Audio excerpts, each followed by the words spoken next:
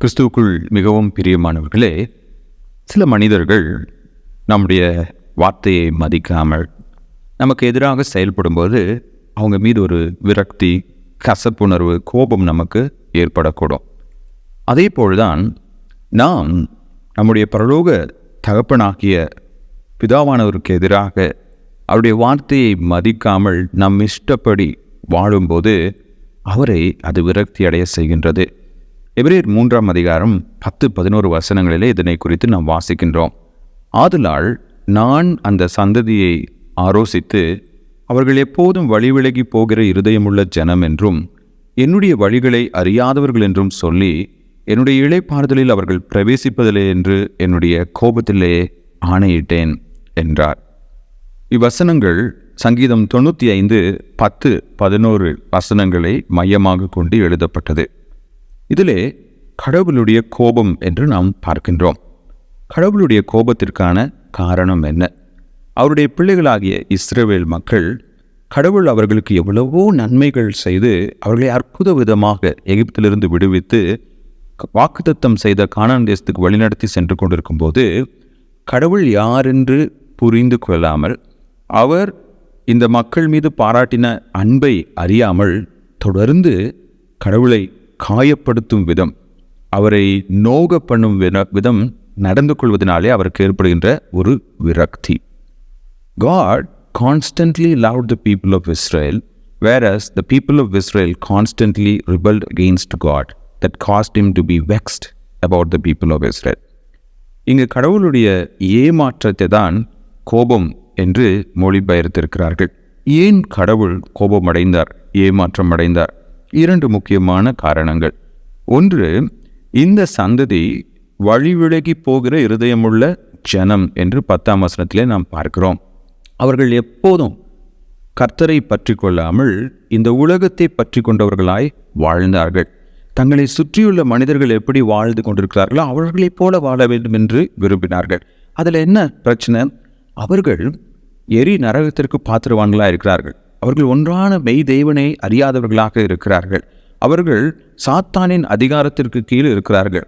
ஆனால் இந்த இஸ்ரவேல் மக்களோ, தேவனால் தெரிந்து கொள்ளப்பட்ட ஜனமோ, கர்த்தருக்கு பிரியமாய் வாழ்வதை விட்டுவிட்டு தங்களை சுற்றியுள்ள மனிதர்கள் எப்படி வாழ்ந்தார்களோ அதே போல வாழ வேண்டும் என்று விரும்பி அவருடைய இருதயம் ஒன்று எகிப்து மக்களை பார்த்தாங்க, இல்லைனா கானானிய மக்களை பார்த்தாங்க.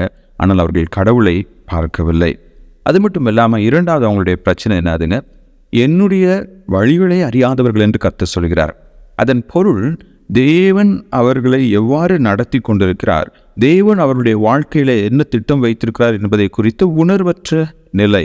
இன்றைக்கும் கூட நம்முடைய வாழ்க்கையிலே நாம் கர்த்தருடைய வேதத்தை வாசித்து அதன் ஆழ்ந்த அர்த்தங்களை புரிந்து கொண்டு அந்த வேத வசனத்திற்கு கீழ்ப்படியாத போது நாம் கடவுளுடைய வழிகளை அறிந்து கொள்ள வாய்ப்பில்லை.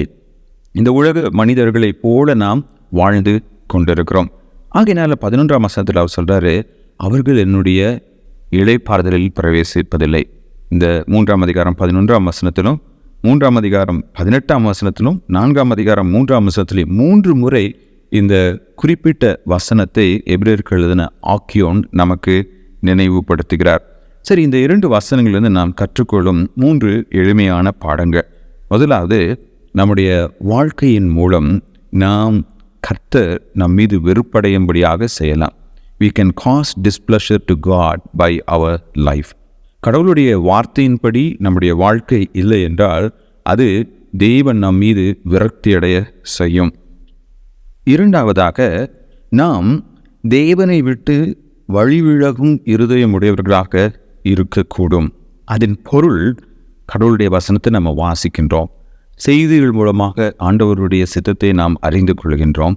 கடவுள் நம்மோடு பேசும்போது கர்த்தருடைய சித்தத்திற்கு நேராக நம்முடைய வாழ்க்கையை மாற்றி அமைத்து கொள்ளாமல் நம்முடைய சுய விருப்பங்கள், சுய திட்டங்கள், சுய முன்னேற்றத்தை குறித்து மாத்திரமே சிந்தித்து நாம் பாவத்திலே ஈடுபடக்கூடும்.